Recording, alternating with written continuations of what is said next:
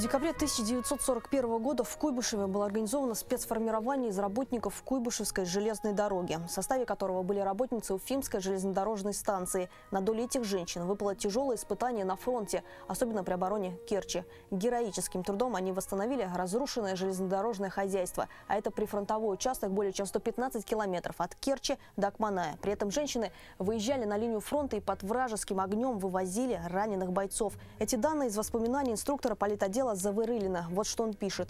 Во время действия Керченской переправы был сформирован отряд добровольцев из мужчин, куда вошли также Сульфия Рамеева с подругой Бочкаревой.